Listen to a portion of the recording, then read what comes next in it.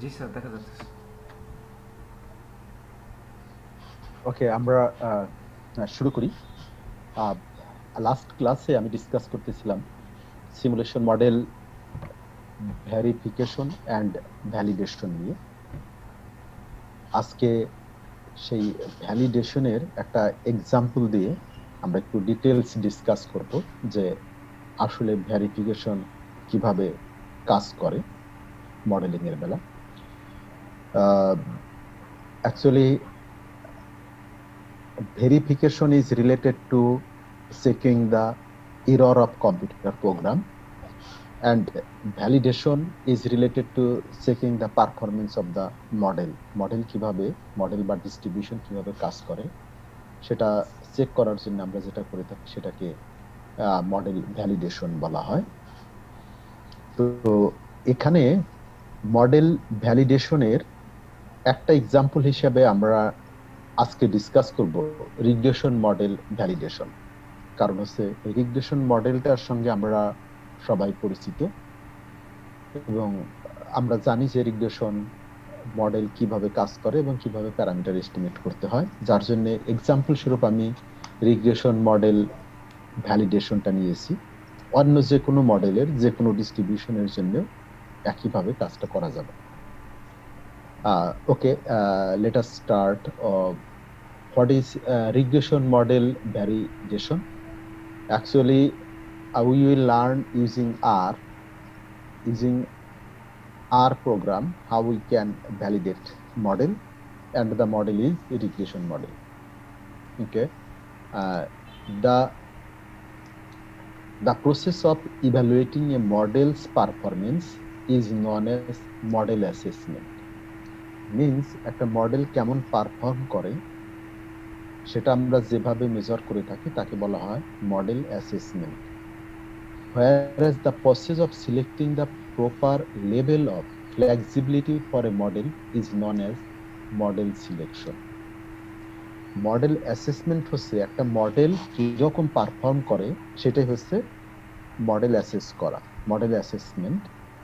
আর model selection হচ্ছে অনেকগুলো মডেলের মধ্য থেকে যে মডেলটা ভালো কাজ করবে সেটাকে সিলেক্ট করা, সেটাকে বলা হয় মডেল সিলেকশন। এখন এখানে আমরা যে ভ্যালিডেশনটা নিয়ে কাজ করব, this is called cross validation. Cross validation refers to a set of methods for measuring the performance of a given predictive model on new test dataset. Means cross validation বলতে কি বোঝায়? ক্রস ভ্যালিডেশন হচ্ছে আমি কোনো একটা model develop করব, করে তারপরে সেই মডেলটা নতুন একটা টেস্ট ডাটা সেটের উপরে অ্যাপ্লাই করা হবে। নতুন একটা ডাটা সেটের উপরে মডেলটা অ্যাপ্লাই করে দেখা হবে মডেলটা কেমন কাজ করে। যদি মডেলটা ভালো কাজ করে তাহলে আমরা সেটাকে বলবো দিস ইজ ভ্যালিড, এবং এই ভ্যালিডেশনের প্রসেসটাকে বলা হয় cross validation. Okay, the basic idea behind the cross validation is it consists of dividing the data into two sets. Means it consists dividing of the data into two sets. Means ডেটাকে আমাদের যে observation দেওয়া থাকবে সেই অবজারভেশনকে দুইটা সেটে ভাগ করা হবে। ওকে, কিভাবে? The first set is called the training set. The training set used to train or build the model. একটা সেটকে বলা হবে ট্রেনিং সেট, যে ট্রেনিং সেটের উপর ভিত্তি করে আমরা মডেল ডিরাইভ করব। তার মানে ডেটাটাকে দুইটা ভাগ করা হবে, একটা ভাগের ডেটা দিয়ে মডেলটাকে ডিরাইভ করা হবে। মিন্স ওই ডাটার উপরে মডেলটাকে ফিট করা হবে। This one is called training data set. Okay, and another part is called the testing set or validation set. Testing set মানে হচ্ছে বাকি যে ডাটাগুলো থাকবে সেই ডাটাগুলোকে আমরা টেস্টিং সেট হিসেবে ইউজ করব। মিন্স আগের ডিরাইভড মডেলটা এই টেস্টিং সেট ডাটার উপরে অ্যাপ্লাই করে তার ক্যালকুলেট করা হবে প্রিডিকশন এরর। তার প্রিডিকশন এররটা কত মানে আসলে কতটুকু সে পারফর্ম করে সেটাকে কাজ করা হবে। ওকে, বিষয়টা হচ্ছে এরকম, সে আমার অনেকগুলো অবজারভেশন আছে, এন অবজারভেশন আমি ধরে নিলাম, সে আমি জাস্ট সিম্পল একটা এক্সাম্পল বুঝাচ্ছি, এক্স আই, এক্সটা আমার র্যান্ডম ভেরিয়েবল, এক্স এর 1 2 আপ টু এরকম আমি ধরে নিলাম k, k plus 1 dot dot dot dot up to say n সংখ্যক অবজারভেশন আছে এক্স এর। এখানে একাধিক ভেরিয়েবল থাকতে পারে, এক্স আই থাকতে পারে, সাথে ওয়াই আই থাকতে পারে, জেড আই থাকতে পারে, আরো অনেকগুলো ভেরিয়েবল থাকতে পারে। আমি এক্সাম্পলে দেখাবো। এই ডাটাটাকে দুটো ভাগে ভাগ করা হবে। ধরে নিলাম আমি এই জায়গাতে এসে আমি ডাটাটাকে ভাগ করতেছি, কে পর্যন্ত এসে একটা ভাগ করলাম। এই একটা ভাগকে বলা হবে ট্রেনিং ডাটা, আর বাকি যে অবজারভেশন গুলো থাকবে সেইগুলো হবে টেস্ট ডাটা। এই পার্টটাকে বলা হবে ট্রেনিং ডাটা, আর এটা হচ্ছে টেস্ট ডাটা। এই ট্রেনিং ডাটা দিয়ে মডেলের প্যারামিটার এস্টিমেট করা হবে, মডেল ফিট করা হবে, তারপরে সেই ফিডেড মডেলটা এই টেস্ট ডাটার উপরে, টেস্ট ডাটা সেটের উপরে অ্যাপ্লাই করা হবে। অ্যাপ্লাই করে দেখবো যে তার পারফরমেন্সটা কেমন। এই যে প্রসিডিউর, এই প্রসিডিউরটাকে বলা হয় ক্রস ভ্যালিডেশন। এই cross validation is also known as resampling method. এটাকে রিস্যাম্পলিং মেথডও বলা যায়, because it involves fitting the same statistical model multiple Times using different subset of the data. এইটা যদি একটা সাবসেট হয়, এটা আর একটা সাবসেট হয়, বিভিন্ন সাবসেটের উপরেই সেম মডেলটাকে অ্যাপ্লাই করা হয়। এই জন্য এটাকে অনেক সময় বলা হয় resampling method. One types of resampling method is cross validation. Okay, তার মানেটা কি? ক্রস ভ্যালিডেশনে আমরা কি কাজ করব? ক্রস ভ্যালিডেশনে প্রথমে ডাটাটাকে দুটো ভাগ করা হবে, একটা ভাগের নাম দেওয়া হবে ট্রেনিং ডাটা, আর একটা নাম দেওয়া হবে টেস্ট ডাটা। জেনারেলি ট্রেনিং ডাটাতে অবজারভেশন বেশি থাকবে, লুকস লাইক 70 to 80% অবজারভেশন থাকবে ট্রেনিং ডাটায়, আর বাকি 30 to 20% অবজারভেশন থাকবে টেস্ট ডাটায়। ট্রেনিং ডাটার উপরে ডিপেন্ড করে মডেলটার প্যারামিটার এস্টিমেট করা হবে, এবং সেই মডেলটা, ফিটেড মডেলটা টেস্ট ডাটার উপরে অ্যাপ্লাই করা হবে তার পারফরমেন্সটা কেমন সেটা দেখার জন্য। এই প্রসিডিউরটাকে বলা হয় ক্রস ভ্যালিডেশন মেথড। এভাবে আমরা এই মেথডটাকে করতে পারি। ওকে, এখন এই যে ক্রস ভ্যালিডেশন মেথড, এই মেথডের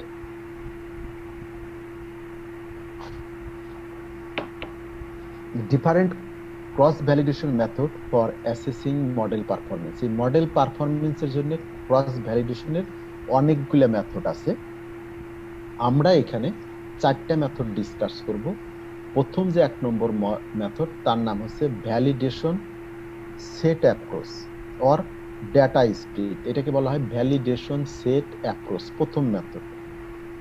second method is leave one out cross validation. Leave one out cross validation, leave one out cross validation, এটাকে সংক্ষেপে এর নাম হচ্ছে L leave one, L O out C V, L O C V, leave one out cross validation.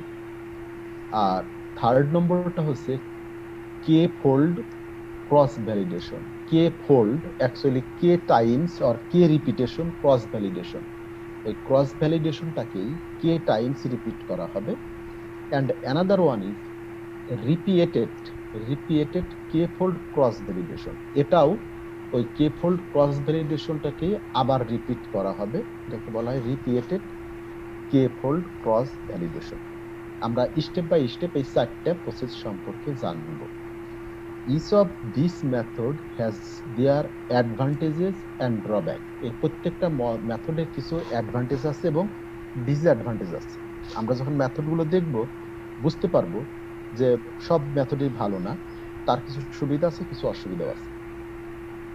Use the method that best sweet your problem.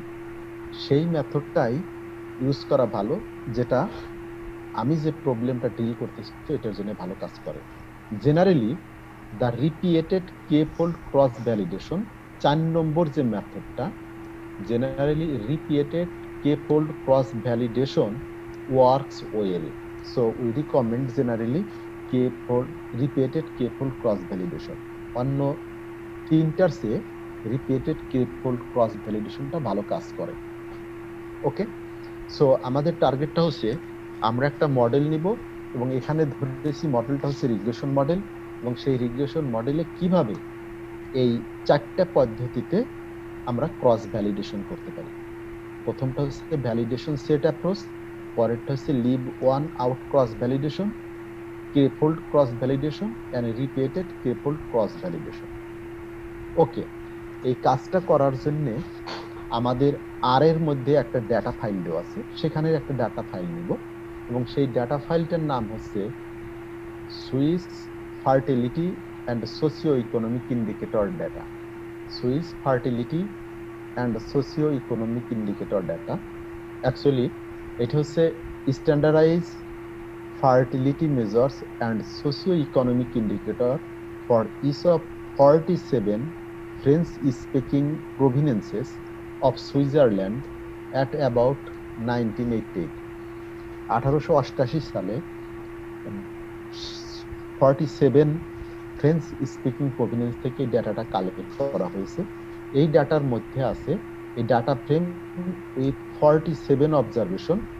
এর 47 speaking প্রভিন্সের জন্য 47 observation আছে on 6 variable এবং 6টা ভেরিয়েবল আছে। 6টা ভেরিয়েবল আছে আর 47 observation আছে। Okay, each of which is in percent, that is in 0 to 100। Observation গুলো পার্সেন্টে দেওয়া আছে। ওকে, কি কি ভেরিয়েবল দেওয়া আছে 6টা ভেরিয়েবলের? প্রথম ভেরিয়েবলটা হচ্ছে fertility, common standardized fertility measure. এটা হচ্ছে ফার্টিলিটির একটা মেজার, ফার্টিলিটি ভেরিয়েবল দিয়ে। Second one is agriculture, percent of males involved in agriculture profession, মানে এগ্রিকালচার প্রফেশনের সঙ্গে আছে কত percent. Examination, percent draftees, that is person conscript for military service, that is servicing highest rank, highest mark on army examination।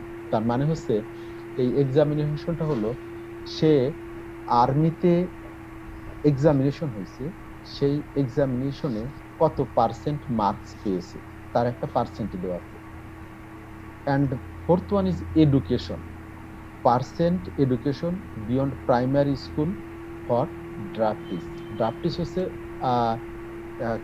ড্রাফটিস বলা হয় তাদেরকেই person conscripted for military service, মানে military সার্ভিসের জন্য যাকে পাঠানো হয়েছে বা মিলিটারি জবের জন্য তাদের একটা নির্দিষ্ট ট্রেনিং হয়, সেই ট্রেনিং যারা করে তাদেরকে বলা হয়েছে ড্রাফটিস। সেই ড্রাফটিসদের education, percent of education beyond primary school, primary স্কুলের অতিরিক্ত তাদের এডুকেশনটা কি দেওয়া আছে সেটা এখানে ডিসকাস করা আছে।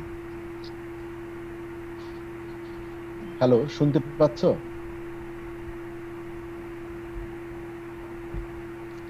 জি স্যার, শোনা যাচ্ছে।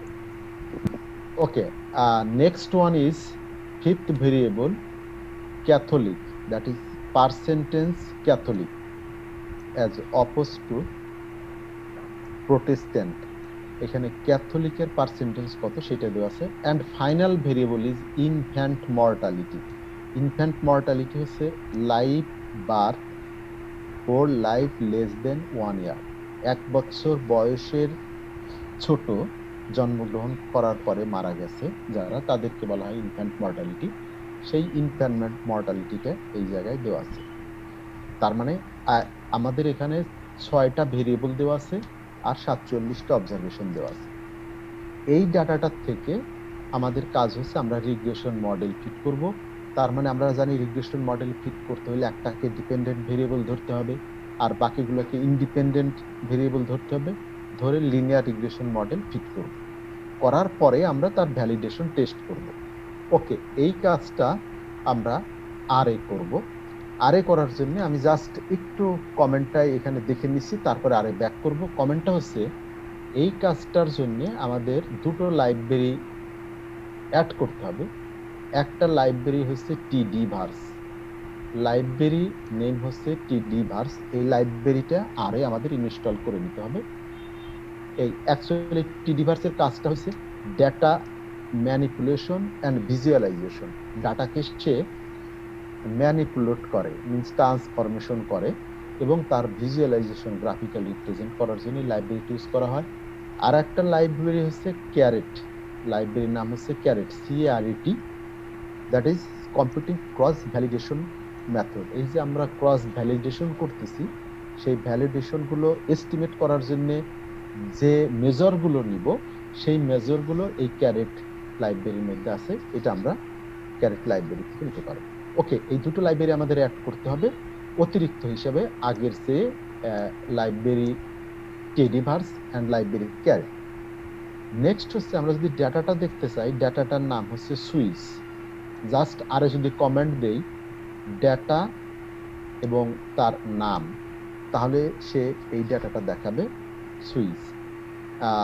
এই ডাটাটা আমরা দেখব সুইচ, যেখানে আমরা বলেছিলাম 47 অবজারভেশন আছে, 6টা ভেরিয়েবল আছে। ডাটাটা আমরা দেখে তারপরে এই জায়গা থেকে কিভাবে ক্রস ভ্যালিডেশন করা যায় আমরা স্টেপ বাই স্টেপ একটা করে নিয়ে। ওকে, আমি একটু আরে যেতে চাচ্ছি। আরে যদি দেখতে চাই এটাকে,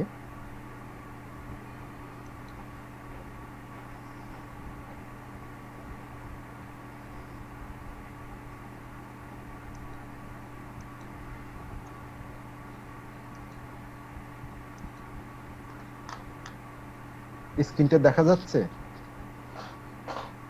জি স্যার।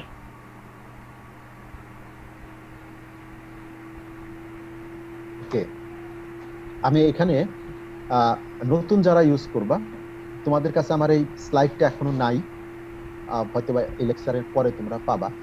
এখানে লাইব্রেরি টিডিভার্স, লাইব্রেরি ক্যারেট, এই দুটো লাইব্রেরিকে অ্যাড করতে হবে। কিন্তু অ্যাড করার পূর্বে আমাদের ইনস্টল করতে হবে। আমরা তো জানি, তাই না, কিভাবে ইনস্টল করতে হয়।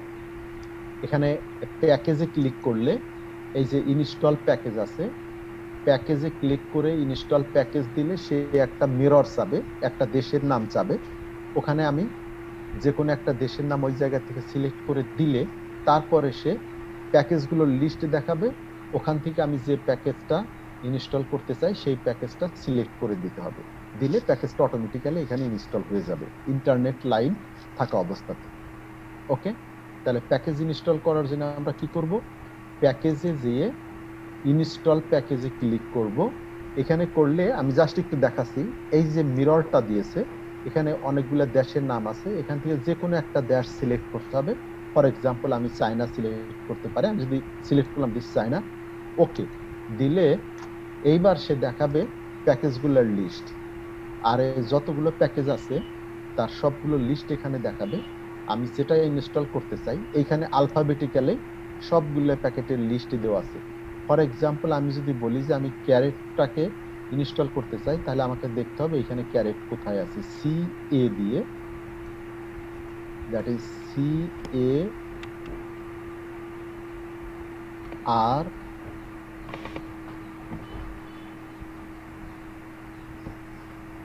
This one, caret. এটা হচ্ছে ক্যারেট প্যাকেজ, CARET। এখানে দিয়ে জাস্ট ওকে করলে ইনস্টল হবে।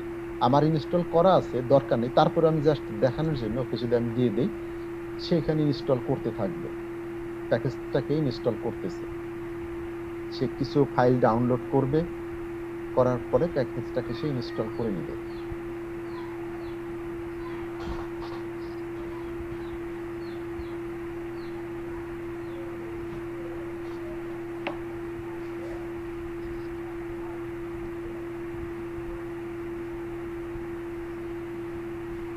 ওকে, ইনস্টল হয়ে গেছে, প্যাকেজটা ইনস্টল হয়ে গেল। ঠিক একইভাবে টিডি ভার্সও ইনস্টল করতে হবে, আমি আর ইনস্টল করছি না ওইটা। এইবার লাইব্রেরি এটাকে অ্যাড করতে হবে, লাইব্রেরি টিডি ভার্স, মানে টিডি ভার্সটাকে আমি কল করলাম, সে অ্যাড হয়ে গেছে। তারপর হচ্ছে ক্যারেট লাইব্রেরি, দুটো লাইব্রেরিকেই অ্যাড করলাম। অ্যাড করে আমি যে ডাটাটা নিতে চাচ্ছি সেই ডাটাটার নাম হচ্ছে সুইচ, দিস ওয়ান, ডাটা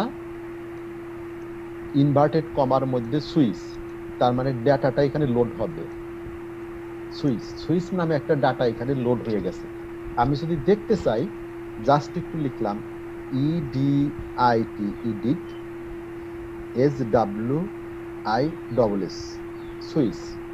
এটাকে ক্লিক করলে নতুন ডাটার এডিট মেনুটা আসছে। এটা কি দেখা যায়? ডাটাটা দেখতে পাচ্ছি? জি স্যার, দেখা যাচ্ছে। ওকে, এখানে এই ডাটাটায় আমি যদি নিচের দিকে নামি রো ওয়াইজ, এখানে 47 অবজারভেশন আছে, 47টা অবজারভেশন আছে। এখানে 47টা অবজারভেশন দেখতে পাচ্ছি, 47টা অবজারভেশন আছে। এবং ভেরিয়েবলে প্রথম ভেরিয়েবলটা হচ্ছে fertility, agriculture, examination, education, Catholic, তারপরে হচ্ছে ইনফ্যান্ট মর্টালিটি। এই 6টা ভেরিয়েবল এই জায়গায় দেওয়া আছে, মিন 47টা অবজারভেশন আছে আর 6টা ভেরিয়েবল এই জায়গায় ইনক্লুড করা আছে। আমরা এই ডাটাটা নিয়ে কাজ করব। বুঝতে পারলাম ডাটাটা সম্পর্কে? জি স্যার। একটু খেয়াল করো, এরপর আমি ডাটাটাকে ভাগ করব।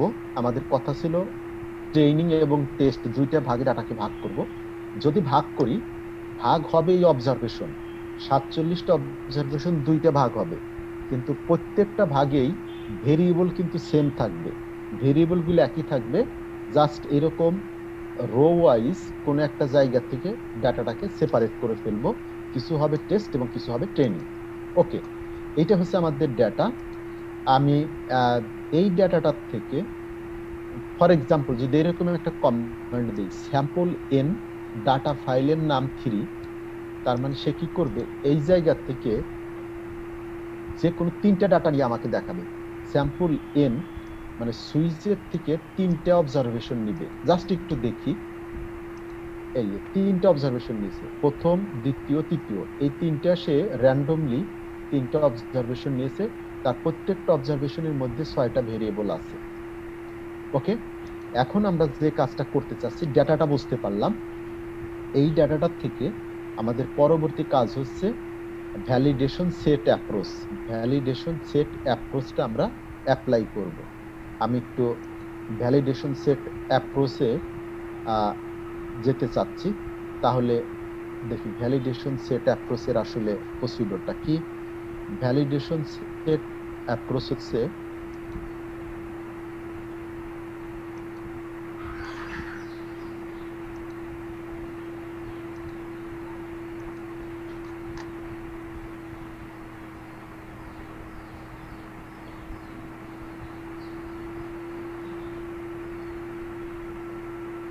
ওকে, মডেল পারফরমেন্স ম্যাট্রিক,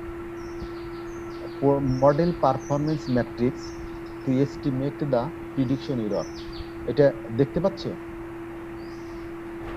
স্ক্রিনটা দেখা যাচ্ছে? জি স্যার, দেখা যাচ্ছে। আচ্ছা, এখানে একটা জিনিস খেয়াল করো, মডেল পারফরমেন্স ম্যাট্রিক্স। এই ম্যাট্রিক্স কিন্তু আমরা ওই যে রো কলাম দিয়ে ম্যাট্রিক করি সেটা না। এই ম্যাট্রিক্সটা হচ্ছে কতগুলো এস্টিমেট যেগুলো নিয়ে এটাকে ম্যাট্রিক্স বলা হয়। সেই ম্যাট্রিক্স এখানে কি কি থাকে, to do basic strategy is to build the model on a training data set. একটা ট্রেনিং ডাটা সেটের উপরে মডেলটা বিল্ড করতে হবে। Apply the model on a new test data set to make prediction and compute the prediction error. তারপরে prediction এররটা compute করতে হবে। ওকে, এইখানে আমরা কি কি এস্টিমেট করতে পারি? আমরা করতে যাচ্ছি রিগ্রেশন। এখন যে মডেলটা নিব সেই মডেলের উপর ডিপেন্ড করবে তার পারফরমেন্স ক্রাইটেরিয়া। যদি রিগ্রেশন হয়ে থাকে তাহলে কি several statistical metrics for quantifying the overall quality of regression model. রিগ্রেশনের বেলায় যে ক্রাইটেরিয়াগুলো ইউজ করা যায় তা হচ্ছে R square or adjusted R square.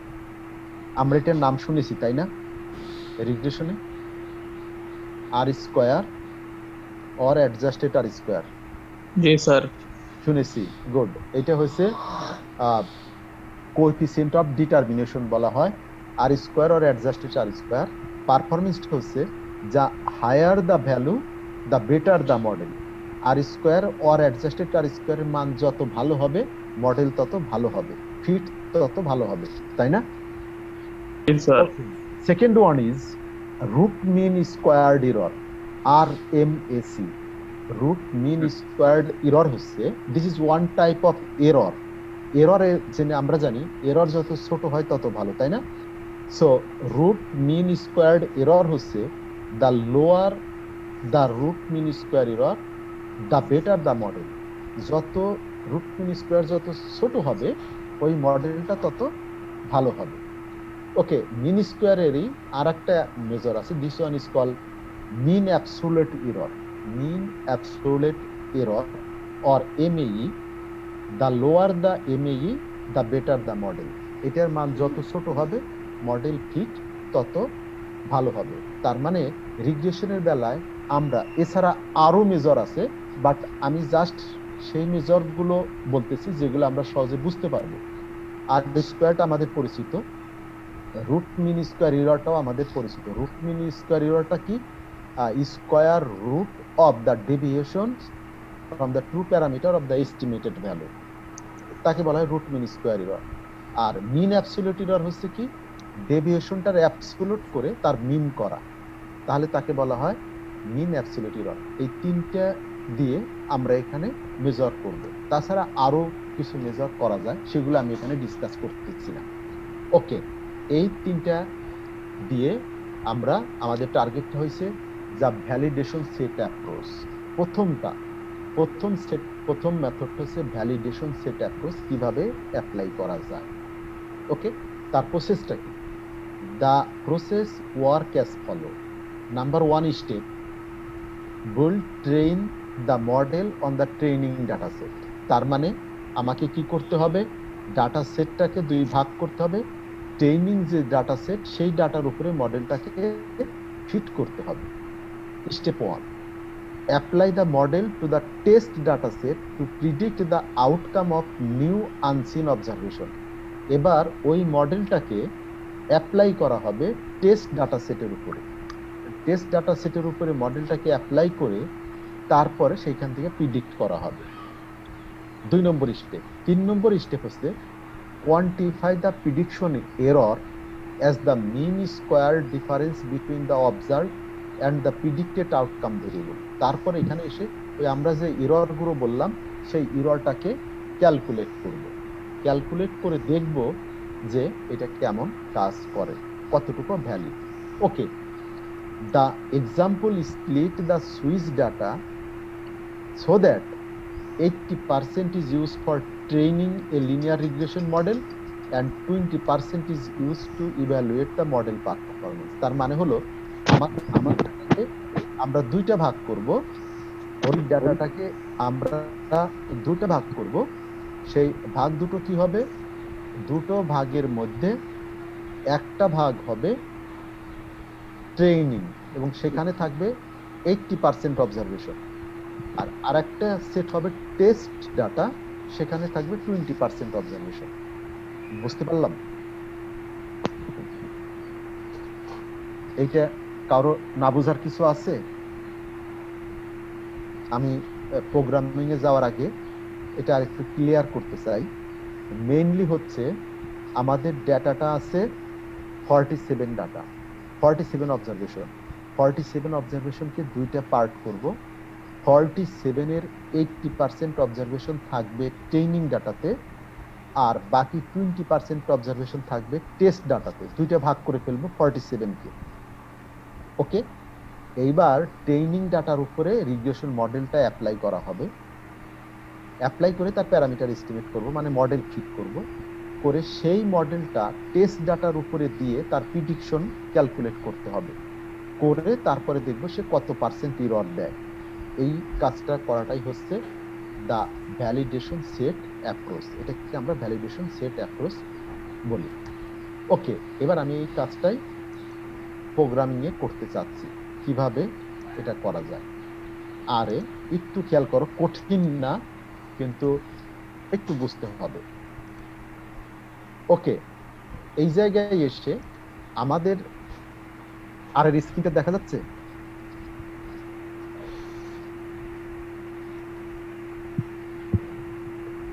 জি স্যার, দেখা যাবে। দেখা যাচ্ছে, ওকে গুড। এখানে প্রথম কমেন্টটা হচ্ছে সেট ডট সিড। কেউ বলতে পারো এটার মানেটা কি? ওই অবজারভেশন গুলা যেগুলো আছে ওগুলারে সেট কইরা দেওয়া আর কি, মানে সেট ডট সিড হচ্ছে কম্পিউটারের সিড ভ্যালুটাকে ফিক্সড করে দেওয়া, যাতে পরবর্তীতে যদি আমি র্যান্ডম নাম্বার জেনারেট করি একই নাম্বার হবে। যার জন্য এটাকে সেট ডট সিড আমি 1 2 3 কোন একটা ইন্টিজার দিয়ে দিতে হয়। এখানে 1 2 3 দেওয়া হয়েছে, দিলে এটা ফিক্সড হয়ে যাবে। সেট ডট সিড না দিলে কোনো প্রবলেম নাই, শুধুমাত্র সেকেন্ড টাইম রান করলে রেজাল্ট অন্যরকম দিবে। ওকে, এবার আমাদের কাজ ছিল ডাটাটার নাম হচ্ছে সুইচ ডাটা। সেই সুইচ ডাটাটাকে ভাগ করব, একটা ভাগে থাকবে 80% আর একটা ভাগে থাকবে 20%। 80% যে ডাটাটা থাকবে সেই ডাটাটার নাম দিয়েছি ট্রেনিং ডট স্যাম্পলস। এটা নিজের দেওয়া নাম, আমি ট্রেনিং ডাটাও দিতে পারতাম। ট্রেনিং স্যাম্পলে থাকবে সুইচ নামে যে ডাটা ফাইল আছে, তার মধ্যে একটা ভেরিয়েবল আছে ফার্টিলিটি। এই কমেন্টটা হচ্ছে আমরা যে টিডি ডেভার্স প্রোগ্রাম ইউজ করলাম সেই প্রোগ্রামের comment, means implies formula use করবে এই ডাটার উপরে অ্যাপ্লাই করে। কমেন্টটা হচ্ছে ক্রিয়েট ডাটা পার্টিশন। এই কমেন্টটা আমাদেরকে এভাবেই লিখতে হবে, ক্রিয়েট ডাটা পার্টিশন মানে ডাটাকে ভাগ করা। p is equal to 0.8 মানে কত পার্সেন্ট, 0.8 মানে হচ্ছে p প্রবাবিলিটি। আমি যদি 80% এর প্রবাবিলিটি করি তাহলে সেটা হয় 0.8, p is equal to 0.8, list is equal to false। এই লিস্ট ফলস টু, এটা হচ্ছে সে তার একটা আলাদা লিস্ট তৈরি করে। এই কাজটা যদি আমি করি তাহলে সে কি করবে, সুইচ ডাটার মধ্য থেকে 80% অবজারভেশন নিয়ে আলাদা একটা ডাটা তৈরি করবে, যেটাকে বলবে ট্রেনিং স্যাম্পলস। ওকে, জাস্ট এই লাইনটাকে এক্সিকিউট করি। এইবার আমি ট্রেনিং স্যাম্পলটা দেখতে চাই। দেখি তো ট্রেনিং স্যাম্পলসে কি আছে। এডিট দিয়ে training dot samples, training dot samples. Okay, এইখানে স্যাম্পল নিয়েছে। আমি জাস্ট নিচের দিকে যদি নামতে থাকি 39, এখানে 39 স্যাম্পল নিয়েছে এবং সেই স্যাম্পলগুলো কি কি নিয়েছে, এইটা হচ্ছে অবজারভেশন নাম্বার 1 নাম্বার 2 3 4 5 6 7। 8 নম্বরটা নেয়নি, 9 নম্বর নিয়েছে, 10 নম্বরটা নেয়নি, 11 নম্বর নিয়েছে, 12 নেয়নি, 13 নিয়েছে। ওকে, এরকম সে র্যান্ডমলি এখানে 47টার মধ্য থেকে 39টা নিয়েছে। আমি যদি 80% চিন্তা করি, 47-এর 80% অ্যাপ্রক্সিমেটলি 39টাই হবে। এটাকে পূর্ণ সংখ্যায় নেয়, যার জন্য তার কাছাকাছি নেবে। তার মানে এই ট্রেনিং স্যাম্পল সেইটার মধ্যে 39টা অবজারভেশন থাকবে, আর বাকি অবজারভেশনগুলো তাহলে টেস্টে যাবে। ওকে, এবার আমি এখানে শুধু অবজারভেশন নাম্বারটা দিয়েছে, তাহলে অবজারভেশনগুলো কি, অবজারভেশনগুলো নেওয়ার জন্য আমি নতুন একটা নাম দিচ্ছি training dot data. Training data হচ্ছে সুইচ যে ডাটা ফাইল ছিল সেখান থেকে এই ট্রেনিং স্যাম্পলের যে অবজারভেশনগুলো আসছে সেই অবজারভেশনগুলো নিবে, আর রাইট সাইডে ব্ল্যাঙ্ক, এটার মানে হচ্ছে তার সবগুলো ভেরিয়েবল নিবে। ট্রেনিং এর যে স্যাম্পলগুলো আসছিল সেই স্যাম্পলের অবজারভেশনগুলো নিয়ে ট্রেনিং ডাটা তৈরি করবে। ওকে, দেখি ট্রেনিং ডাটা। এবার যদি আমি এডিট দেই ট্রেনিং ডাটা, বা এমনি যদি এখানে দেখি তাহলে দেখা যাবে এই ট্রেনিং ডাটার মধ্যে এই ট্রেনিং ডাটা এই জায়গায় 39টা অবজারভেশন আছে, তার সাথে 6টা ভেরিয়েবল আছে। 39টা অবজারভেশন এবং 6টা ভেরিয়েবল নিয়ে সে ট্রেনিং ডাটাটা তৈরি করে ফেলছে। ওকে, তাহলে এখন আমাকে টেস্ট ডাটা করতে হবে। টেস্ট ডাটাটা কি হবে? সুইজের টোটাল যে অবজারভেশনগুলো ছিল, যে অবজারভেশনগুলোকে নিয়েছে সেগুলো বাদ দিয়ে যেগুলো থাকবে সেইগুলো হবে টেস্ট ডাটা। ওকে, কমান্ডটা হচ্ছে test data equal to Swiss minus training sample, মানে ওইখানে টোটাল স্যাম্পলের মধ্য থেকে ট্রেনিং স্যাম্পলে যেগুলো গেছে সেগুলো বাদ দিয়ে যে অবজারভেশনগুলো থাকবে সেইটা টেস্ট ডাটায় থাকবে। ওকে, এটাকে যদি এক্সিকিউট করি তাহলে এটা হবে টেস্ট ডাটা। এবার যদি আমি দেখি আসলে টেস্ট ডাটায় কি কি আছে, টেস্ট ডট ডাটা, এখানে তাহলে কয়টা অবজারভেশন থাকার কথা? 1 2 3 4 5 6 7 8টা অবজারভেশন আছে, কারণ 47টার মধ্যে থেকে 39টা ট্রেনিং এ নিয়েছে, আর বাকি তাহলে অবজারভেশন যে 8টা ছিল সেই 8টা দিয়ে সে টেস্ট ডাটা তৈরি করেছে। মানে দুইটা ডাটাকে দুইটা সেটে র্যান্ডমলি ভাগ করা হয়ে গেছে। ওকে, এবার প্রশ্ন আসতে পারে যে স্যার কেন আমরা 80% নিলাম? এটা আমরা 80% না 70% নিতে পারবো, 85% নিতে পারবো, 90% নিতে পারবো। জেনারেলি বড় পার্সেন্টটা ট্রেনিং এর জন্য নেওয়া হয়, ছোট অংশটা টেস্টে রাখা হয়। আমি আগেই বলেছিলাম এটা 70 থেকে 80% পর্যন্ত ট্রেনিং এর জন্য নেওয়া হয়, আর 20 থেকে 30%টা টেস্ট ডাটার জন্য নেওয়া হয়। জেনারেলি এর চেয়ে কম বেশি নিলে খুব প্রবলেম হবে তা কিন্তু নয়। ওকে, এইবার আমাদের কাজ হচ্ছে মডেল বিল্ড করা। মডেল বিল্ড করব কোন ডাটা দিয়ে? ট্রেনিং ডাটা দিয়ে। ট্রেনিং ডাটা দিয়ে মডেল বিল্ড করতে চাচ্ছি। আমাদের টার্গেট হচ্ছে রিগ্রেশন মডেল। ওকে, এখানে কি রিগ্রেশন মডেল হবে? এখানে 6টা ভেরিয়েবল আছে। আমরা যদি দেখি fertility, agriculture, examination, education, Catholic, infant mortality. Okay, আমাদের টার্গেটটা হচ্ছে এই যে মর্টালিটি, এই agriculture, examination, education, Catholic, infant mortality, এই সবগুলো হবে ইন্ডিপেন্ডেন্ট ভেরিয়েবল, আর ডিপেন্ডেন্ট ভেরিয়েবল হবে ফার্টিলিটি। এই ফার্টিলিটিটা হচ্ছে ডিপেন্ডেন্ট ভেরিয়েবল, আর বাকিগুলো হচ্ছে ইন্ডিপেন্ডেন্ট ভেরিয়েবল। তা সেটার জন্য আমাদের মডেলটা হবে এইরকম মডেল। আমি এটা given name LM। LM model হচ্ছে লিনিয়ার মডেল। আমরা একটা লিনিয়ার রিগ্রেশন মডেল ফিট করতে চাচ্ছি। This is the dependent variable name fertility, আর এই নোটেশনটার মানে হচ্ছে ফর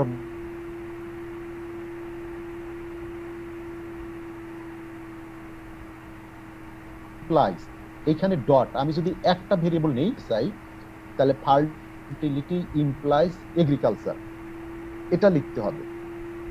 আর যদি আমি দুইটা ভেরিয়েবল নিতে চাই যে ফার্টিলিটিতে ডিপেন্ড করে এগ্রিকালচার এবং এক্সামিনেশনের উপর, তাহলে লিখতে হবে এগ্রিকালচার প্লাস এক্সামিনেশন। ওকে, এখানে কোনো কিছুই লেখা হয় নাই, দেওয়া হয়েছে ডট। তার মানে হচ্ছে আমি যে ডাটাটা নিব সেই ডাটার ফার্টিলিটিটা হবে ডিপেন্ডেন্ট ভেরিয়েবল, আর রিমেইনিং যতগুলো ভেরিয়েবল আছে সেগুলো সবই হবে ইন্ডিপেন্ডেন্ট ভেরিয়েবল। এখানে অল ভেরিয়েবল নিবে। ওকে, আর কোন ডাটাটা নিবে? Data is equal to training data. Training ডাটার ফার্টিলিটিটাকে ডিপেন্ডেন্ট ধরে আর তার বাকি সবগুলোকে ইন্ডিপেন্ডেন্ট ধরে সে একটা মডেল ফিট করবে, এবং সেই মডেল ফিট করে তার প্যারামিটারগুলো এস্টিমেট করে এই মডেল নামে এটার মধ্যে রেখে দিবে। ওকে, আমরা এটা এক্সিকিউট করতে চাই, এই কাজটা করলাম। ওকে, এখন যদি আমি দেখি মডেল MODEL, এই মডেলটা যদি দেখি তাহলে দেখা যাবে মডেল সে কি করেছে, কোএফিসিয়েন্ট, এটা ইন্টারসেপ্ট বিটা নট, তারপরে এটা হচ্ছে এগ্রিকালচারের কোএফিসিয়েন্ট বিটা 1, এক্সামিনেশনের কোএফিসিয়েন্ট বিটা 2, বিটা 3, এভাবে আমার 6টা মডেলেরই 6টা ভেরিয়েবলেরই তার 5টা কোএফিসিয়েন্ট দিয়েছে, আর সেই ফার্টিলিটিটাকে ডিপেন্ডেন্ট হিসেবে নিয়েছে। তার মানে মডেলটা হবে কি, লিনিয়ার মডেলটা হবে fertility equal to intercept, that is 74.1934 plus minus 0.183 into agriculture minus 0.32 into examination, এভাবে 5টা মডেল রাইট সাইডে থাকবে। এটা বুঝতে পারলাম কি? জি স্যার, বুঝতে পারছি। পারছি তো? জি স্যার। ওকে, এখানে আমি যদি আরো একটু স্পেসিফাই করে লিখি, মডেলের মধ্যে রেজাল্টটাকে রাখছি, যদি লিখি সামারি, SUMMARY, সামারি দিয়ে মডেল, তাহলে মডেলটার সামারি মানে আরো ডিটেলস দেখাবে। স্যার সামারি বানান ভুল হয়েছে। আমারই বানাম ভুল। সরি, সামারি, সামারি দিয়ে যদি মডেলটা দেখি তাহলে সে এখানে একটু দেখলে বুঝতে পারবো।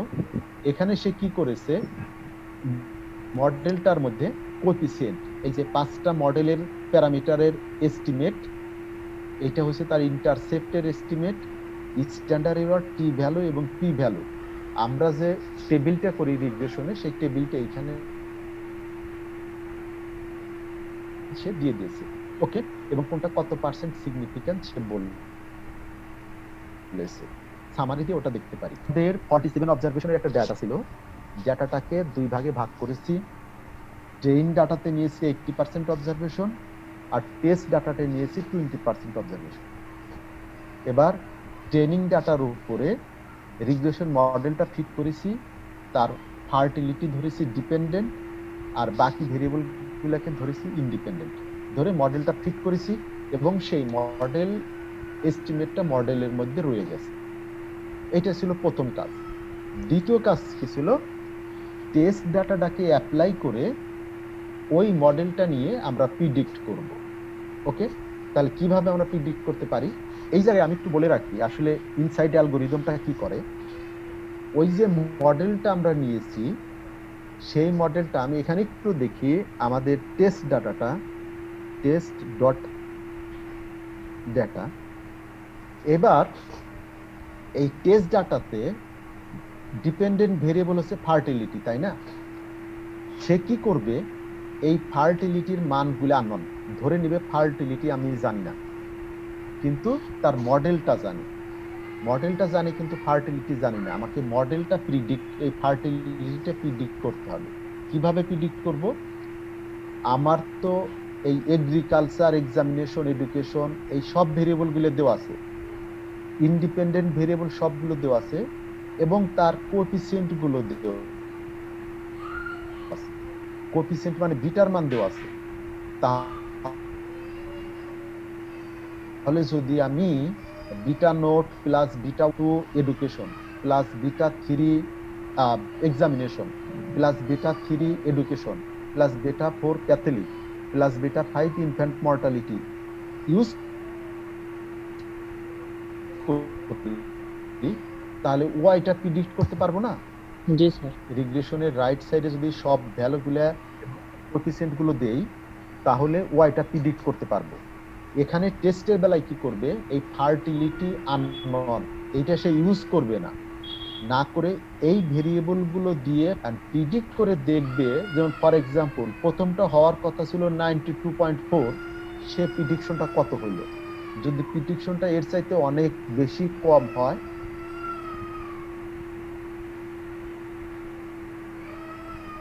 বেশি হবে, আর প্রিডিকশনটা যত এর কাছে থাকবে এরর কম করে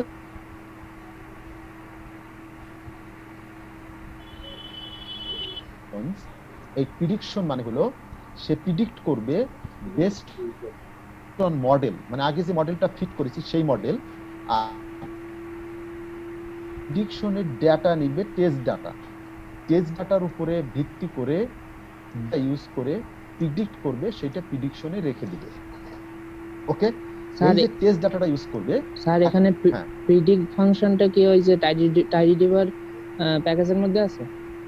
হ্যাঁ, প্রিডিক্ট ফাংশনটা আমাদের ওই ক্যারেট প্যাকেজের মধ্যে দেওয়া আছে, ক্যারেট প্যাকেজের মধ্যে দেওয়া আছে। আর এই সিম্বলটা, এই যে সিম্বলটা, এইটা হচ্ছে টেডিভার্স প্যাকেজের মধ্যে দেওয়া আছে। আমরা যে সিম্বলটা লিখতেছি না, এটা ওই টেডিভার্স সিম্বলের মধ্যে দেওয়া আছে প্যাকেজের মধ্যে।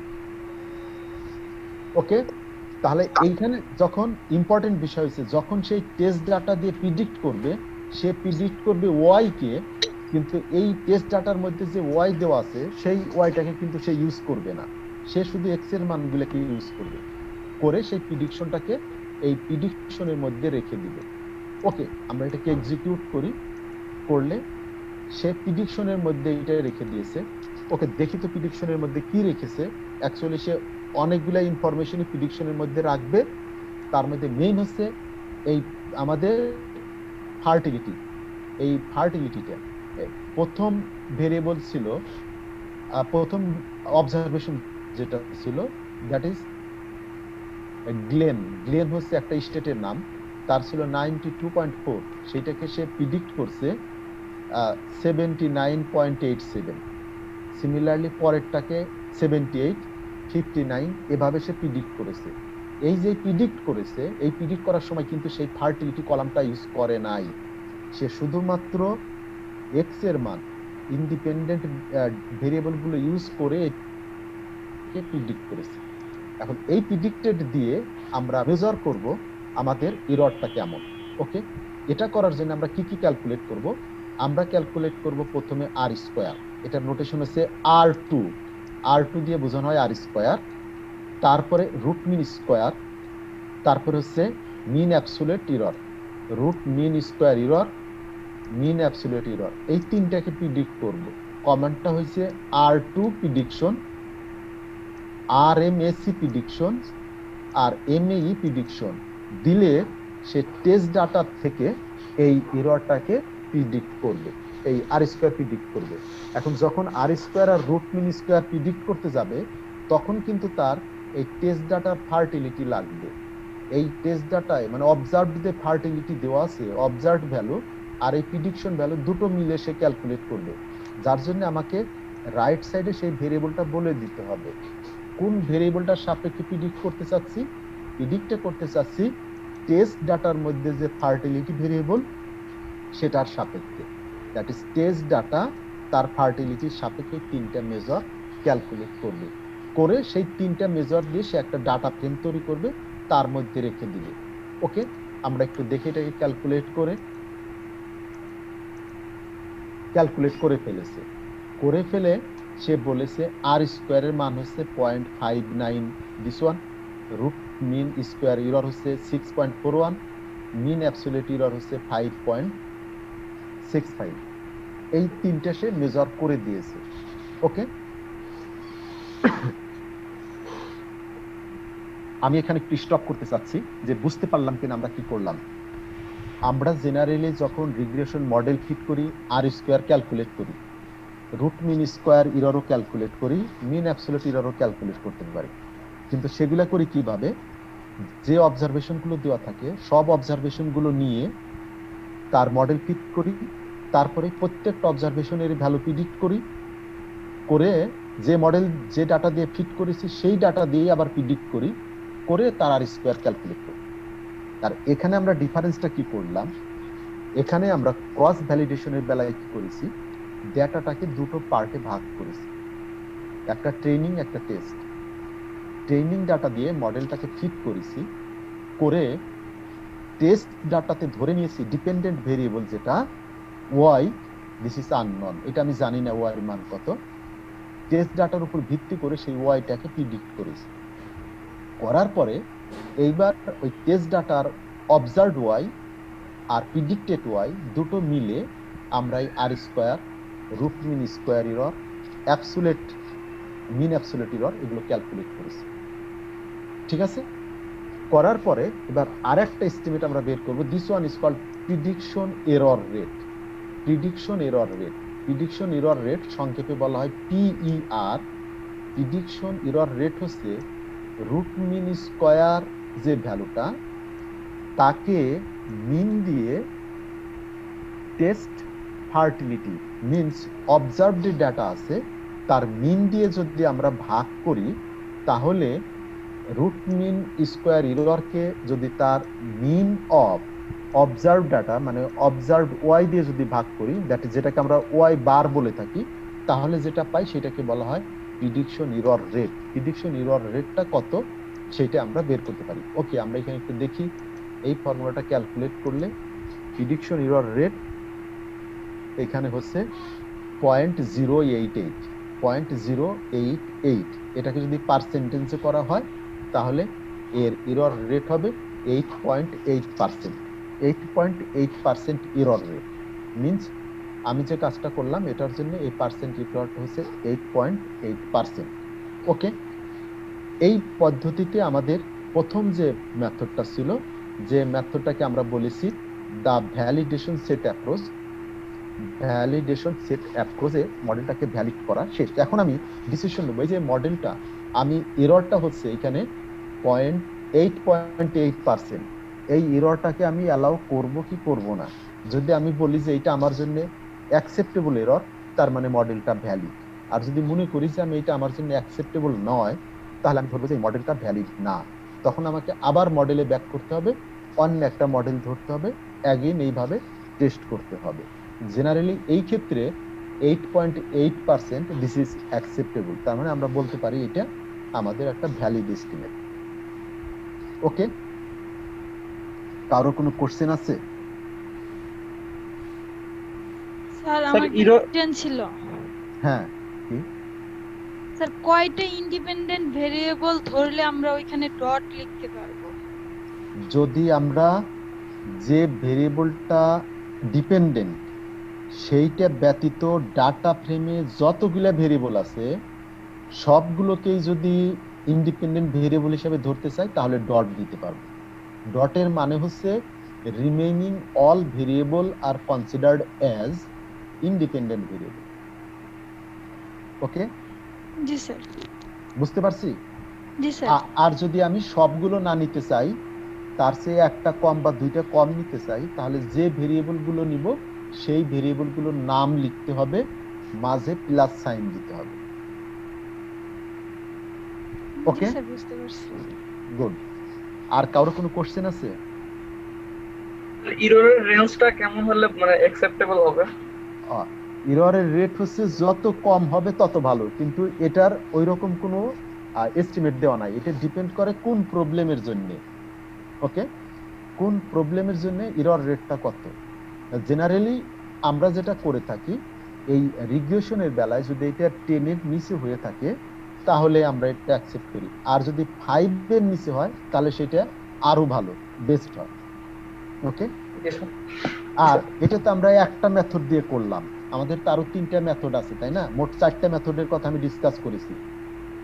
বাকি 3টা মেথড দিয়ে এরর রেটটা ক্যালকুলেট করব, করে দেখব কোন পদ্ধতিতে ভালো দেয়।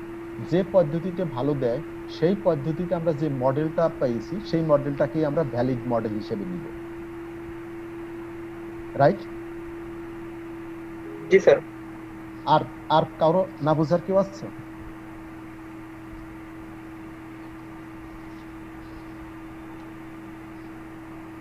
কেউ আছো না বুঝার বা কোনো কোশ্চেন করার? বুঝতে পারছি স্যার। বুঝতে পারছো? স্যার একটা আউট কোশ্চেন আছিল। কি? স্যার বলো। এইচএসসি রেজাল্ট তো দিয়ে দিছে, শুনলাম অ্যাডমিশন টেস্ট। তো স্যার আমরা তো সেশন জটে পড়ে আছি, আমাদের কি কোনো ব্যবস্থা নাই? তোমরা সেশন জটে পড়ে আছো কে বললো? স্যার শুনলাম জানুয়ারি মাসে নাকি অ্যাডমিশন টেস্ট, তো আমাদের হবে। এক্সাম। তোমাদের এক্সামে তোমরা একটু পিছিয়ে যাবা, ঠিক আছে? এবং সেটা তোমরা তো পিছিয়ে যাচ্ছ ফার্স্ট ইয়ারে, তোমাদের তো আলটিমেটলি আরো সামনে second year, third year, fourth year আছে। তোমার যে ইয়ারে অনার্স পাস করার কথা, তো সরি তোমাদের আর একটা ইয়ার আছে, ফোর্থ ইয়ার। থার্ড ইয়ারের পরে ফোর্থ ইয়ার, যে টাইমে তোমার ফোর্থ ইয়ার কমপ্লিট করার কথা, তুমি যদি ওই টাইমে কমপ্লিট করতে না পারো তাহলেই তুমি সেশন জটে পড়তেছো, তাই না? আর না হলে তো আর তুমি পড়বা না। অ্যাডমিশন টেস্টের সাথে তো তোমাদের কোনো সম্পর্ক নাই। তোমরা এখন পর্যন্ত কিছুদিন সেশন জটে পড়বা, খুব বেশি না। অনার্স পাস করতে তোমাদের যে টাইমে করার কথা ছিল তার চাইতে হয়তো কয়েকটা মাস পিছাবা, খুব বেশি না। এটা যে 1 বছর 2 বছর এরকম না, কিন্তু ডিপেন্ড করে তুমি থার্ড ইয়ারের পরীক্ষাটা কবে দিতে পারবা তার উপর। তোমার থার্ড ইয়ারের এক্সামটা কবে দিতে পারবা সেটা আমরা এখনো জানি না, রাইট? এটার উপরে ডিপেন্ড করে। আর অ্যাডমিশন টেস্টের সাথে তোমার এটার কোনো সম্পর্ক নাই। অ্যাডমিশন টেস্ট যদি 2 বছর পরে হয় তার মানে যে তুমি 2 বছর পিছিয়ে যাবা এরকম কিছু না। ওকে, যেটা ইম্পর্টেন্ট, আমরা এখন চিন্তাতে আছি তোমার ফাইনাল এক্সামটা কিভাবে নিতে পারি, কখন নিতে পারি, মিন্স থার্ড ইয়ার ফাইনাল এক্সামটা কিভাবে নিতে পারি, কখন নিতে পারি।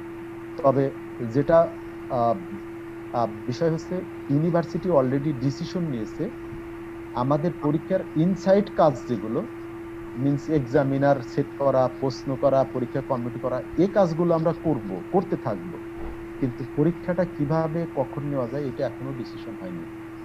এই ডিসিশনটা যখনই হবে তখন বলতে পারবো তুমি আসলে কতদিন পিছিয়ে যাচ্ছ। স্যার আমার একটা কোশ্চেন আছে। হ্যাঁ বলো।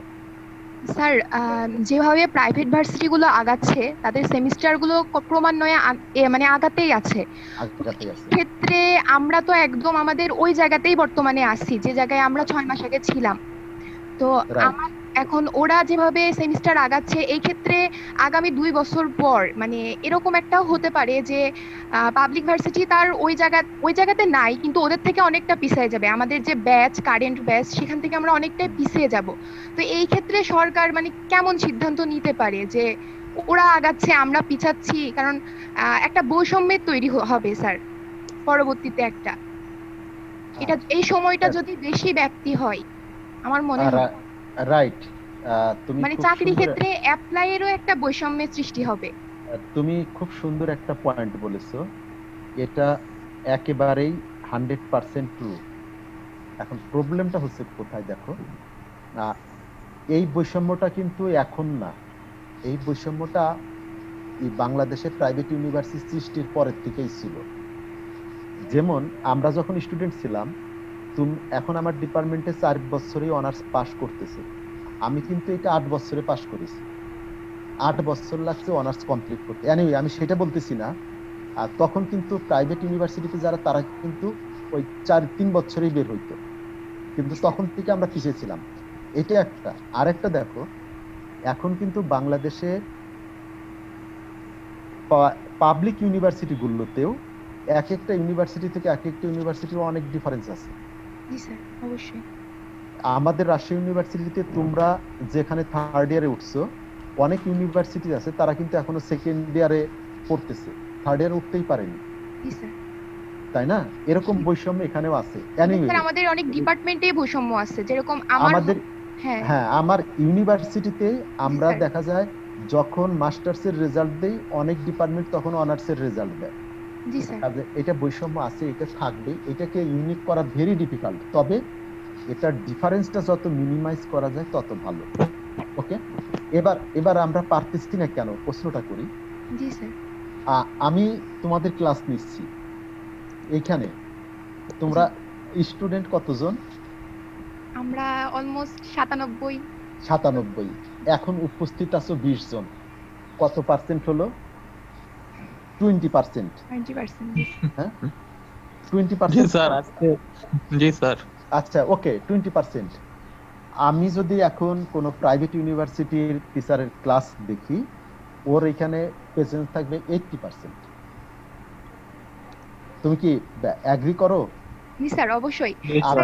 এখানে হচ্ছে ওদের ফ্যামিলি, স্যার ফ্যামিলি কি বলবো, মানে ওরা তো টাকা দিয়ে সম্পূর্ণ করছে, এই মুহূর্তে ওরা টাকা দিচ্ছে, কিন্তু স্যার আমার কথা হচ্ছে যে এভাবে সেমিস্টার যদি দিনের পর দিন আগাতেই থাকে তাহলে ওরা এক সময় আমাদের থেকে অনেক বেশি আগে বের হয়ে যাবে। এই ক্ষেত্রে একটা চাকরির যে সময় আমরা অ্যাপ্লাইও করার সুযোগ পাবো না, এরকমও হয়ে যেতে পারে যে আমরা মানে অ্যাপ্লাইয়ের টাইম চলে আসছে কিন্তু হয়তো আমরা বেরোতে পারছি না, এরকম অনেকগুলো ডিপার্টমেন্ট এরকম ইয়েতে পড়বে। আর তারপরে হচ্ছে প্রাইভেট ভার্সিটির এখন সংখ্যা খুবই বেশি, একটা হিউজ পরিমাণ স্টুডেন্ট প্রাইভেট ভার্সিটিতে পড়ে, একটা বৈষম্য একটা বিশাল আকার, মানে আগের তুলনায় এখন বেশি। এখন দেখো আমি যেটা ফিল করি, আমার সঙ্গে হয়তো তুমি একমত হবা কিনা জানি না, আমি যে স্ট্যাটিস্টিক্সটা দিলাম, আমি 1 বছর ইস্ট ওয়েস্টে পরেই আসছি একটা প্রাইভেট ইউনিভার্সিটি। ওদের ক্লাসে যখন আমি কোনো প্র্যাকটিক্যাল ক্লাস নেই, ওদেরকে যদি ল্যাব না পাওয়া যায়, যদি বলি প্রত্যেককেই ল্যাপটপ নিয়ে আসতে হবে, প্রত্যেকেই নিয়ে আসতে পারে, তা আমি আমার স্টুডেন্ট এখানে তো এটা পারবো না, তাই না? এটা সম্ভব না। আমার স্টুডেন্ট যে আমি যাদের ক্লাস নিচ্ছি তাদের সবার ল্যাপটপ নাই, অনেকের স্মার্টফোন নাই, অনেকের ডেটা কেনার মতো অ্যাবিলিটি নাই। This G is sir, the অবশ্যই। রিয়েলিটি। জি এটা স্যার। হচ্ছে রিয়েলিটি। আমাকে তাদেরকে নিয়ে কাজ করতে হবে, তাদেরকেই আগাইতে হবে। প্রাইভেট ইউনিভার্সিটি ওরা এখন সেমিস্টার এক্সাম নিচ্ছে, পরীক্ষা নিতে পারতেছে। আমি যদি আজকে পরীক্ষার কথা বলি, আমি অনলাইনে পরীক্ষা নিব, দেখা যাবে আমার মেজরিটি স্টুডেন্ট অংশগ্রহণ করতে পারবে না, এই ডিসিশনটা আমি নিতে পারবো না, তাই না? জি স্যার, তা তো অবশ্যই। এনিওয়ে এটা হচ্ছে আমাদের প্রবলেম। আমরা এই এই জায়গা থেকে বের হইতে চাই। হ্যাঁ, ওরা সাময়িক কিছুদিনের জন্য এগিয়ে যাচ্ছে, আমরা পিছিয়ে আছি, কিন্তু আমরা তো একটা ওয়ে বের করবই। একটা ওয়ে আমরা বের করব। সে ফর এক্সাম্পল, এখন যদি আমরা 6 মাস আগের কথা চিন্তা করি, আমরা কি কখনো ভাবতে পারতাম যে অনলাইনে আমরাও ক্লাস নিব? না কিন্তু স্যার। আমরাও নিতেছি, তাই না? জি এখন স্যার। যদি এই পরীক্ষা আমরা লং টাইম নিতে না পারি, তখন আমাদেরকেও বিকল্প একটা ওয়ে বের করতে হবে, কিভাবে আমাদের এই স্টুডেন্টদেরকে আমরা প্রমোশন দিতে পারি, কিভাবে তাদেরকে বের করতে পারি। আমি তো তোমাকে ভর্তি করে যুগের পর যুগ ওই থার্ড ইয়ারেই রেখে দিব, এটা তো আমি আশা করি না, তাই না? তা তো অবশ্যই। হ্যাঁ, আমরাও ওটা নিয়ে ভাবতেছি, আমরাও চিন্তা করতেছি, কিন্তু ওদের সমস্যাটা আর আমাদের সমস্যাটা আলাদা। ওদের দায়বদ্ধতা নেই, আমাদের অনেক বড় দায়বদ্ধতা আছে। আমার যদি ওদের চট্টগ্রাম ওদের ওদের স্যার, হলে হ্যাঁ, বলো। আবার চট্টগ্রাম বিশ্ববিদ্যালয়ে দেখলাম যে ভালোই উদ্যোগ নিল, মানে মাসে 15 জিবি করে দিবে যাতে ওদের অনলাইন পার্টিসিপেন্টে বাড়ে আর কি। অনেকে যেমন যাই হোক, ওইদিকে জাহাঙ্গীরনগর ঢাকা বিশ্ববিদ্যালয় বা ঢাকার ভিতরে যেগুলো আছে ওইদিকে শাহজালাল, হ্যাঁ, ওদের অনলাইন ক্লাস দেখলাম আমাদের চেয়ে অনেক ভালো। ইভেন আমাদের পাশের ডিপার্টমেন্ট কেমিস্ট্রি বা অন্যান্য আরো কিছু ডিপার্টমেন্ট আছে, ওদের পার্টিসিপেন্ট আমাদের থেকে ভালো। একমাত্র দেখলাম আমাদেরই এই বাজে অবস্থা। না, আমি তোমার সঙ্গে একমত হতে পারলাম না। তুমি তুমি তো কয়েকটা ডিপার্টমেন্ট দেখেছো। আমাদের এখানে আমরা অন্যান্য ডিপার্টমেন্টের কলিগদের সঙ্গে আমাদের মিটিং হয়, ইউনিভার্সিটি একাডেমিক কমিটিতে একটা মিটিং হয়, শিক্ষক সমিতিতে একটা মিটিং হয়, সব ডিপার্টমেন্টের টিচাররা থাকে।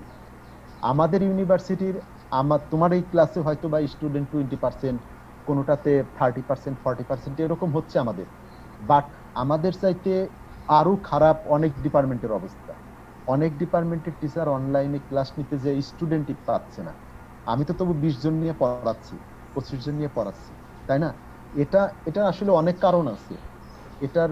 এই কেন এরকম হচ্ছে, এইটা ইনভেস্টিগেশন করতে গেলে অনেক কিছুর উপর ডিপেন্ড করবে, স্টুডেন্টদের উপর, সাবজেক্টের উপর, কোর্সের উপর, টিচারের উপর, অনেক কিছুর উপর ডিপেন্ড করবে।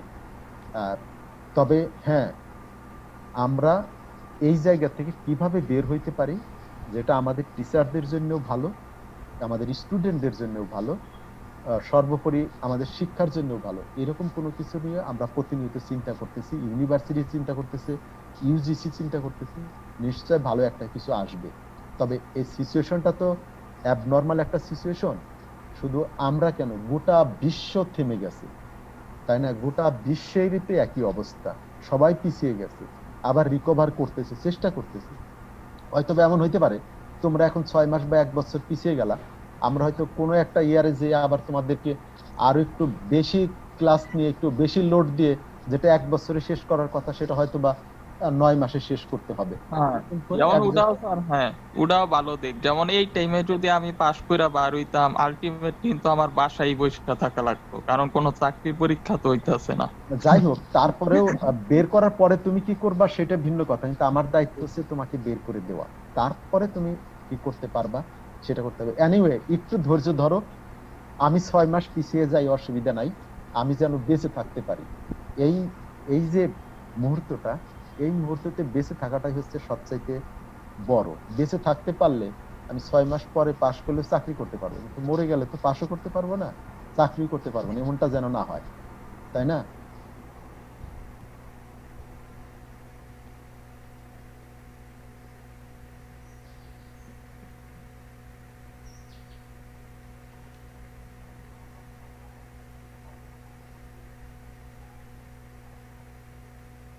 ক্রস ভ্যালিডেশনের মডেলের, ক্রস ভ্যালিডেশনের একটা মেথড নাম হচ্ছে the validation set approach. Validation set approach, এখানে কি করা হয়, এখানে ডেটাকে দুটো ভাগে ভাগ করা হয়। একটাকে বলা হয় টেস্ট ডাটা, একটাকে ট্রেনিং ডাটা। ট্রেনিং ডাটার উপরে মডেলটাকে ফিট করা হয়, সেই ফিটেড মডেলটা টেস্ট ডাটার উপরে প্রিডিকশন করা হয়। টেস্ট ডাটার উপরে প্রিডিকশন করা হয়, প্রিডিকশন করে তার এরর রেটটা ক্যালকুলেট করে মডেলটা কতটুকু ভ্যালিড সেটাকে অ্যাসেস করা হয়। This one is called the validation set approach for cross validation. নিয়েছি এখানে রিগ্রেশন মডেল না নিয়ে অন্য যে কোনো মডেল হইতে পারে, ফ্যাক্টর অ্যানালাইসিস হইতে পারে, ক্লাস্টারিং হইতে পারে, যে কোনো ডিস্ট্রিবিউশন ফিটিং হইতে পারে, যে কোনো কিছুই হইতে পারে। আমরা এক্সাম্পল স্বরূপ লিনিয়ার রিগ্রেশন মডেলের একটা এক্সাম্পল নিয়েছি। এই সেম এক্সাম্পল দিয়ে বাকি তিনটা মেথড নিয়ে আগামীতে ডিসকাস করব। আমার মনে হয় আমরা বুঝতে পারছি নাকি? জি স্যার, বোঝা গেছে। বোঝা গেছে? ওকে, গুড। যদি বুঝতে পারি তারপরেও সার্থক, অন্তত 20 জন বুঝতে পারলেও আমি হ্যাপি, নাকি? ওকে, তো আজকে এখানেই রাখি। নেক্সট ক্লাসে ইনশাল্লাহ দেখা হবে। বাই দিস টাইম তোমরা সবাই ভালো থাকো। জি স্যার, আপনি ভালো থাকবেন স্যার। আসসালামু আলাইকুম। আসসালাম। আসসালামু আলাইকুম। ওয়ালাইকুম আসসালাম। আসসালামু আলাইকুম।